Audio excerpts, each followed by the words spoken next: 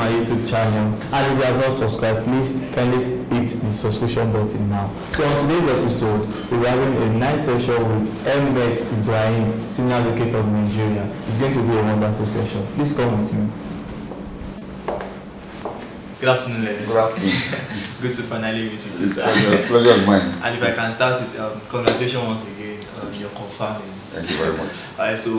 This is Adekunle Talk Show, where we engage Senior Advocate of Nigeria to bridge the gap between the senior advocate and senior lawyers and the young lawyers. And we've been doing this for a while now. We've been learning at the feet of senior advocates, and we are sure that we are also going to learn a thing or two. So quickly, can we meet you, sir? Okay, thank you very much. My name is Mustapha Shaba Ibrahim. Like you said, I'm a senior advocate of Nigeria.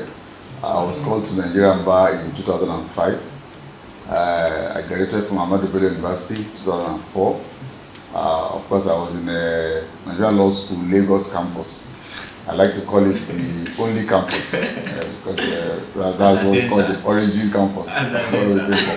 And I'm into a range of legal areas, particularly advocacy, litigation, civil litigation, with a specific bias for election petitions and election-related matters, criminal law, a bit of taxation.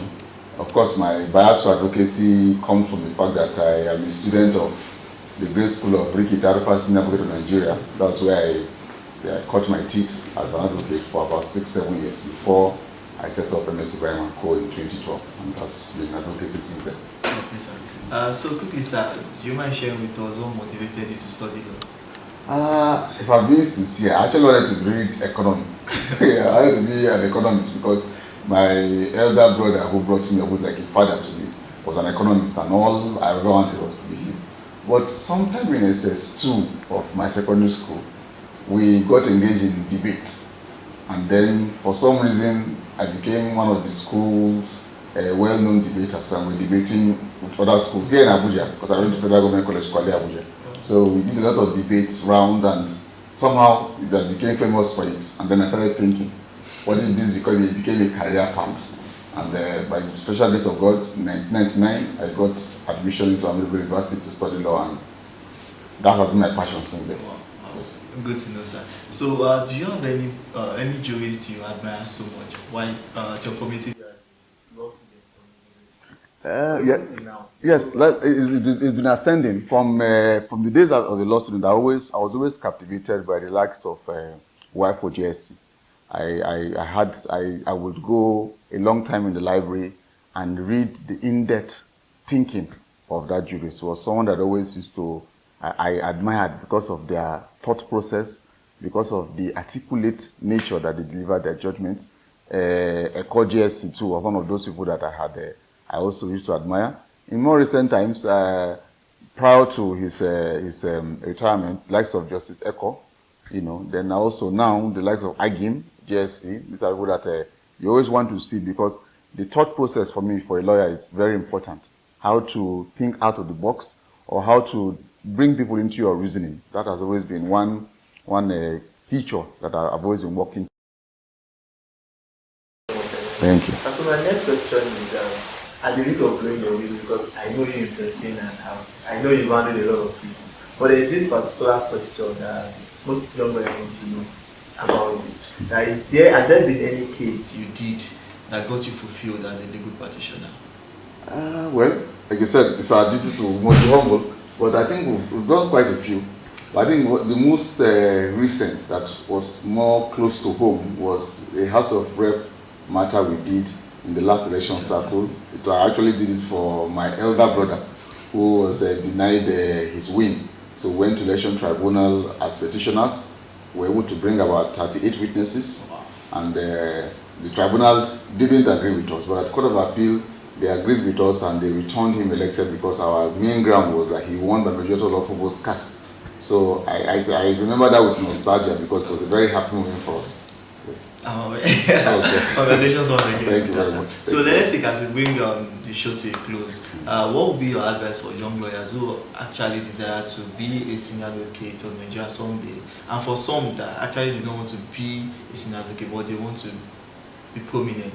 They want to achieve, they want to look back and say, yes, this I'm proud to be a legal practitioner. So what would be your advice for such? 2 words: hard work and consistency. Hard work and consistency, because the legal profession is one that you must keep at it. You must keep at it. You must put in the work. There's no shortcut. There's no how do I quickly get. For example, like what I find some of our colleagues do these days is they just go to the holding of authorities. They go to law pavilion, you type in this and you see authority, you pick it up. Those are shortcuts. It doesn't take you there. You must read it, understand the law, understand that principle. How does it apply? How does it become a process of judicial process? Just like my Lord Justice was by that's another person that has influenced me. He said, a case is authority for what it decides. Citing a case out of proper context is what gives birth to the case. The whole essence of citing a case is so that the law on it may be known. So you must put in the hard work, and then you must keep at it, because there are times you get tired, you may get distraught, but don't give up. Just maintain the consistency. With those 2 things, I'm sure you can achieve whatever you want to achieve. Thank you so much, Thank you, sir. Please, just one more question. All right. So I don't know if I can ask, what is your take on privilege? I think it's the most important aspect of law that the young lawyers must never play with. You see, I understand the economic challenge and the challenges of life generally. Your lawyers are always complaining that there's never enough financially from all those big law firms to take care of them. But again, if you have a goal, you must work towards that goal. He who wants to fly must first learn how to stand and walk.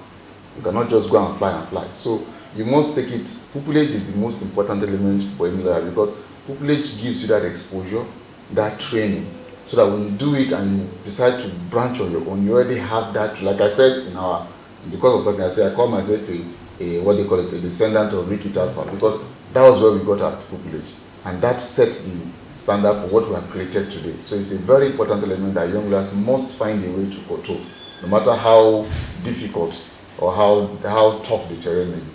Thank you so much, Dennis. Thank you so much. It's been fun learning from you. It's our pleasure. We are so thankful for honoring our invitation. Thank you so much. Thank you so much. I'm very grateful. Thank you. Alright guys, thank you for watching today's show, and that was a wonderful session with M.S Ibrahim, Senior Advocate of Nigeria. Also, if you have not subscribed to the YouTube channel, please hit the subscription button now and share with your colleagues too. See you some other time. Have a nice day.